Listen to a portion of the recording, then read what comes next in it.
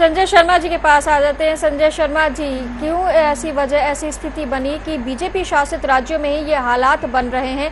किसान के बेटे हैं, राजीव मिश्रा जी लगातार कह रहे हैं और दुख भी है, लेकिन किसान का बेटा किसान को ही नहीं समझ पाया। तुलका जी, देखिए, मैं राजीव जी की बात से एक इत्तेफाक ये नहीं रखता हूं कि नेताओं का एक बड़ा जुमला है कि ये किसान का बेटा है, किसान की सरकार है, सब कुछ किसान के लिए है। अगर सब कुछ किसान के लिए है तो जिन लोगों ने फायरिंग की वो 72 घंटे हो चुके, अब तक वो लोग सस्पेंड नहीं हुए। नंबर 1 बात। नंबर 2 बात, आप किसानों की बात कर रहे हैं और कह रहे हैं सब बात उनकी मांगी जा रही थी। अगर सब बात उनकी मांगी जाती तो वो सड़कों पर क्यों आते? तीसरी बात, सवाल भाजपा, बसपा या कांग्रेस और सपा का नहीं है, इस देश के मूल चरित्र का है। मेरी जेब में ये पेन लगा है, अगर मैं इसको कीमत, अगर इसकी फैक्ट्री लगाऊंगा, इसके दाम मैं तय करूंगा जी। आप अपना चैनल चला रही हैं, आप अपने विज्ञापन के रेट आप तय करेंगे जी। इस देश में हर उत्पादक जो होता है वो अपने उत्पादन की रेट तय करने का अधिकार रखता है, मगर ये जो किसानों का बेटा खुद को कहते रहते सरकारों में, ये कभी तय नहीं करते कि किसान की फसल का दाम तय करने का अधिकार सरकार को क्यों हो। हम अपना गन्ना 300 रुपए में बेचें या 900 रुपए में बेचें, ये गन्ने का हक तय करने का हमारा होना चाहिए। हमारा गेहूं 200 रुपए कुंटल बिकेगा या 1000 रुपए कुंटल बिकेगा, ये तय करने का हमारा होना होगा। लेकिन किसान की फसल का रेट सरकारें तय करती हैं, सरकारें उसमें डील करती हैं। उसका नतीजा है कि लगातार किसान परेशान होता है। आपने अगर कर्ज माफी की बात एक राज्य में करी तो मध्य प्रदेश के किसानों का क्या गुनाह है? वो क्यों नहीं सड़क पे आके कहेंगे कि हमारा भी कर्जा माफ करो? क्यों नहीं वो महाराष्ट्र में कहेंगे आके कि हमारा भी कर्जा माफ करो? आखिर हिम्मत कैसे पड़ गई कि किसानों के आंदोलन में किसानों पे गोली चलवाने की? आप लाख किसान का बेटा कहें, अगर आपके राज्य में 5 किसान आत्म गोली से मारे जाते हैं तो ये कलंक जिंदगी भर आपके चेहरे पर रहेगा कि आपके राज्य में 5 किसान गोली से मारे गए। दूसरी बात तुलका जी, जिस दिन किसानों की मौत हुई उस दिन शर्मनाक तरीके से सरकार का बयान आया कि इसके पीछे कांग्रेस का हाथ है या कोई साजिश की बात है। हाँ। और किसान पुलिस की गोली से नहीं मरे। हाँ। आज 48 घंटे बाद वहां के पुलिस अफसर कह रहे हैं कि हाँ, किसान पुलिस की गोली से मरे हैं, पुलिस से गोली चलाई। आपका तंत्र 48 घंटे तक ये कबूल करने को राजी नहीं था कि वहां किसानों पर गोली पुलिस से चलाई, तो शर्मनाक बात है। दूसरी बात, आप कह रहे हैं किसान का बेटा, व्यापक घोटाले में देश में सबसे ज्यादा मौतें मध्य प्रदेश में होती हैं, फिर आप उसमें कहते हैं कांग्रेस की साजिश है।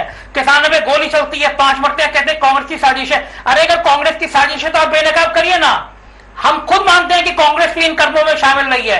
आपने तो एक दामाद की सीडी जारी करी थी, रॉबर्ट वाड्रा के जमीनों के घोटाले की जांच क्यों नहीं कर रहे हैं? असल में सब एक तस्वीर के 2 पहलू हैं, चाहे वो कांग्रेस हो, सपा हो, बसपा हो, भाजपा हो, सब सुविधा की राजनीति करते हैं। किसानों के हितों की चिंता नहीं है। मंच पे बैठ के भाषण दिए जा सकते हैं, किसानों के मरने पे आंसू बहाए जा सकते हैं, लेकिन वो अफसर 72 घंटे बाद निलंबित नहीं होते। ये पूरे सिस्टम पे शर्म की बात है। न्यायिक जांच आयोग जब जब बनते हैं उनकी रिपोर्टें कैसे आती हैं और क्या क्या कार्रवाई होती है, ये और मैं आप दोनों जानते हैं कि किन जजों की, रिटायर्ड जजों की तैनाती होती है, रिपोर्ट कैसे मैनेज होती है। लेकिन ये बहुत बड़ा सवाल है। महाराष्ट्र के किसान सड़कों पे हैं, मध्य प्रदेश के किसान गोली पे मारे जा रहे हैं, इस देश का किसान आत्महत्या कर रहा है। तो चाहे कांग्रेस की सरकार हो या भाजपा की सरकार हो, अगर एक देश का एक भी किसान आत्महत्या कर रहा है तो उन सरकारों को शर्म आनी चाहिए कि वो इस देश में शासन कर रहे हैं। जिस देश को किसानों का देश कहा जाता था, किसानों की बात की जा सकती थी, पूरे सिस्टम पे सवाल है और पूरे सिस्टम पे शर्म है। संजय जी, एक सवाल यहाँ पर ये भी उठ रहा है कि जिस तरह से यूपी में जब चुनाव के समय वादा किया गया, केसी त्यागी जी को भी हम सुन रहे थे कि चुनाव के समय ये वादा किया गया यूपी सरकार की ओर से, यूपी में जब सरकार बीजेपी की बनने वाली थी, कि हम अगर सरकार में आए तो किसानों को कर्ज माफ करेंगे। हालांकि उसमें बाद में उन्होंने मॉडिफिकेशन किया और उसके बाद उन्होंने पहली कैबिनेट बैठक में इस पर फैसला भी ले लिया। कहीं ना कहीं जो बीजेपी के अन्य जो शासित राज्य हैं, वहां के किसानों को भी उम्मीद जगी कि जिस तरह से यूपी में बीजेपी सरकार कर रही है, हमारे राज्य में भी बीजेपी की सरकार है, वो भी ऐसा ही करे। आपने एक झूठी उम्मीद उनमें जगाई अपनी राजनीति के लिए। बिल्कुल सही कह रही हैं आप। ये उम्मीद ही पूरे देश में आंदोलन की वजह बन गई। हाँ। महाराष्ट्र में किसान के सड़क पे आने की वजह बन गई, मध्य प्रदेश में किसान के आने की वजह बन गई। उत्तर प्रदेश सरकार का वित्तीय ढांचा चरमरा गया है। 36,000 करोड़ रुपए के कर्जे माफी की वजह से पूरा प्रदेश की इकोनॉमी की, आजकल ब्यूरोक्रेट से बात करिए, हर विभाग के बजट कम करने पड़ रहे हैं कि पैसा कहां से आएगा। बैंक से लोन के लिए कोशिश की जा रही है, बैंक लोन नहीं दे रहे हैं, केंद्र सरकार को पैसा नहीं दिया। पूरे देश में अगर आपका इंफ्रास्ट्रक्चर इस लायक नहीं था कि आप किसानों के कर्ज माफ कर सकते हैं, तो उनको चुनावी मंच में भाषणों में नहीं किया जाना चाहिए, नहीं कहा जाना चाहिए आप किसानों की मदद करिए। बहुत अच्छी बात है, किसानों की मदद होनी चाहिए, लेकिन एक राज्य में मदद हो, दूसरे राज्य में गोली मिले, यह भी उचित नहीं है। किसान पूरे देश का सिर्फ किसान है, वो हमारा रखवाला है, उसके दम पे भारत यहां तक पहुंचा है।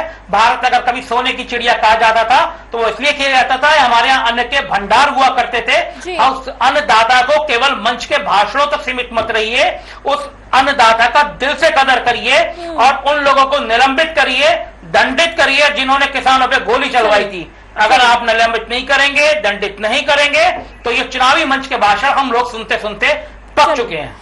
संजय शर्मा जी आपके पास आते हैं, तीनों का आपने जवाब भी सुन लिया, अब आपसे इसका पूरा निचोड़ हम समझने की कोशिश करेंगे। देखिए तुलका जी, ये मुझे लगता है कि भारतीय जनता पार्टी ने एक बहुत खतरनाक खेल खेला था उत्तर प्रदेश के चुनाव से पहले, क्योंकि उत्तर प्रदेश का चुनाव भारतीय जनता पार्टी को हर हालत में जीतना ही था। मोदी जी का फीचर दाव पे लगा हुआ था। कर्ज माफी का मुद्दा इस सरकार को लाने में एक बहुत बड़ी भूमिका अदा कर गया। और किसानों, जिस तरह मोदी जी ने कहा था कि हम पहली कैबिनेट में कर्जा माफ करेंगे, तो लोगों को यकीन था देश का प्रधानमंत्री बोल रहे हैं तो कर्जा माफ करेंगे, और सरकार बनी उत्तर प्रदेश में। उत्तर प्रदेश की सरकार को अपेक्षा थी कि कर्ज माफी में केंद्र मदद कर देगा, लेकिन केंद्र इस खतरनाक खेल को समझ रहा था कि अगर उसने एक राज्य की मदद कर दी तो बाकी राज्यों में भी ये डिमांड उठेगी।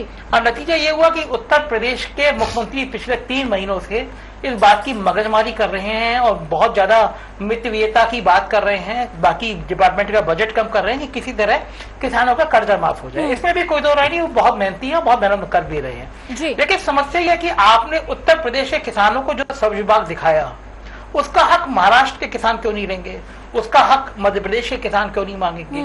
और सबसे बड़ा खतरनाक बात यह है कि मैं कहीं आज पढ़ रहा था, 5,70,000 करोड़ का अनुमान एक अर्थशास्त्री लगा रहे थे कि अगर राज्यों में इतने ही अनुपात में कर्जा माफ होगा तो केंद्र के ऊपर 5,70,000 करोड़ का कर्जा माफी करनी पड़ेगी 2019 तक। लेकिन दूसरी महत्वपूर्ण बात यह है, 2019 में चुनाव में लगभग 1.5 से पौने 2 साल बचे हैं, क्योंकि 4 महीने पहले पूरा अभियान शुरू हो जाता है। अगर ये आंदोलन राज्यों में इस तरह भड़कता चला गया, मध्य प्रदेश में जो 6 किसान मारे गए हैं उसमें 5 पाटीदार समाज के हैं।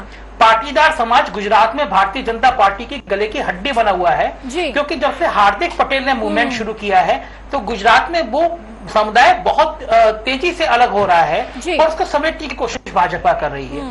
अगर आप ये अगर समस्या फैलती चली गई, गुजरात के चुनाव सिर पे हैं, कुछ राज्यों के चुनाव सिर पे हैं, तो भारतीय जनता पार्टी के लिए यह बहुत बड़ा अभिशाप बन जाएगा 2019 तक की सत्ता में पहुंचने के लिए। लेकिन समस्या यह है कि विकल्प मुझे नहीं समझ में आता कि कर्जा माफी का विकल्प कहां से लाएंगी राज्य सरकारें, कहां से लाएंगी केंद्र सरकारें।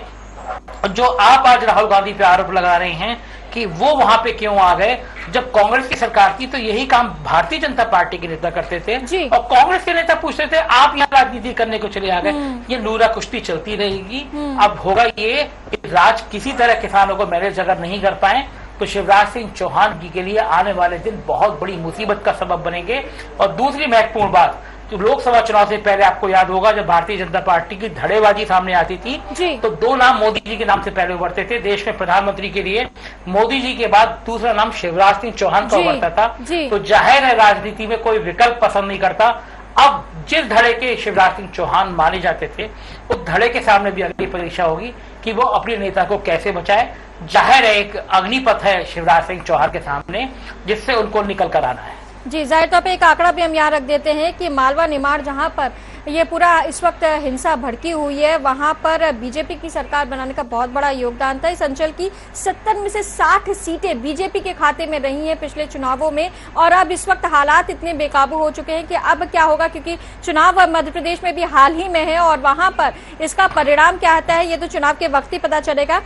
एक बात और संजय जी यहाँ पर ये जानना चाहेंगे, जो किसान मांग कर रहे हैं क्या उनकी मांग गलत है? जो हालात इस वक्त बने हैं वो एक अनिश्चितता के हालात में जी रहे हैं। एक तरफ वैश्वीकरण हो रहा है, दूसरी तरफ वो अपनी जोखिम में डाल रहे हैं, बाढ़ आती है, उनकी फसलें बर्बाद हो जाती हैं, शहरीकरण हो रहा है, भूमि का अधिग्रहण हो रहा है। ये जो हालात बने हैं वो एक स्थायी अपनी आमदनी की मांग कर रहे हैं, क्या उनकी मांग गलत है? देखिए टूरकर जी, जब भी कोई आंदोलन होता है या किसान आंदोलन हो या कोई भी आंदोलन हो, हाँ। तो आंदोलन करने वाले लोग अपनी मांगे बढ़ाते हैं जी। और जो समझौता कर रहे होते हैं उनकी मांगे कम करते हैं, एक बीच का रास्ता निकाला जाता हाँ। है। तो मुझे लगता है शिवराज सिंह चौहान कहीं इस मामले में चूकी कि उन्होंने कोई जिम्मेदार मंत्री, जिम्मेदार नेता या वह स्वयं या कोई अच्छा ब्यूरोक्रेट किसानों से बात करने नहीं गया, किसानों को समझाने नहीं गया, एक बीच का रास्ता निकालने में फेल हुई सरकार, इंटेलिजेंस में फेल हुई सरकार। कि सरकार को इंटेलिजेंस का काम ये होता है, उसको बताना चाहिए था कि अगर ये आंदोलन भड़का तो इसके क्या क्या रूप हो सकते हैं। और जहां तक आपने कही कि वैश्वीकरण में किसान पीछे कर रहा है, देखिए इस देश में दो भारत बसते हैं जी। एक वाजपेयी जी के टाइम में इंडिया शाइनिंग करता है भारत था, और एक आत्महत्या करता हुआ भारत है। हाँ। ये जो बीच का गैप है, अगर आप कम नहीं करेंगे, एक तरफ 20% आबादी के लिए और एक तरफ 80% आबादी के लिए, अगर आप 80% आबादी की 2 टाइम का रोटी, भोजन, उसके बच्चों की दवा इंतजाम नहीं करेंगे, तो ये विषमताओं की खाई बढ़ती चली जाएगी, देश नक्सलवाद की तरफ बढ़ता चला जाएगा। आपको ये गैप खत्म करना ही होगा। अगर आप एक देश में बुलेट ट्रेन की बात करेंगे, आप सरदार पटेल की प्रतिमा के लिए 150 करोड़ रुपए देने की बात करेंगे जी, कहीं ना कहीं किसान को लगता है कि एक प्रतिमा के लिए 150 करोड़ रुपए, हमारे लिए 2 टाइम की रोटी भी नहीं, तो ये तो अन्याय है ना। इस देश में समानता का भाव रखिए। हाँ। प्रतिमाएं तभी देखने में अच्छी लगेंगी जब हमारा अन्नदाता आत्महत्या नहीं करेगा। ये चगमगाते महल किसी गरीब की लाश पर खड़े होकर भला किसको अच्छे लग सकते हैं, लेकिन हमारा देश का नेतृत्व इतना ग्लैमराइज रहता है अपनी महिमा मंडल में, उनके चारों तरफ चाटुकार उनकी जिंदाबाद करने में लगे रहते हैं, सोशल मीडिया पर वाह वाह होती रहती है। तो जाहिर है अन्नदाता सोशल मीडिया का हिस्सा नहीं है। आपने बहुत अच्छा मुद्दा उठाया, बड़े बड़े चैनल में अन्न आंदोलन तभी आया सामने जब किसान मर गए। तो ये ग्लैमर की दुनिया है, यहाँ किसान बहुत पीछे है। तो किसान जब सामने आएगा, जब किसान आम आदमी के बनेगा, तो सही मायनों में हिंदुस्तान आगे बढ़ पाएगा। जी, प्रदीप सिंह जी।